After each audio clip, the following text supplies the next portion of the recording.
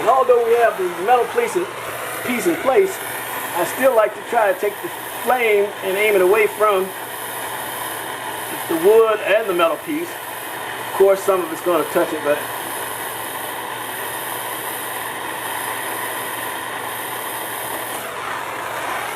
another good thing is to keep a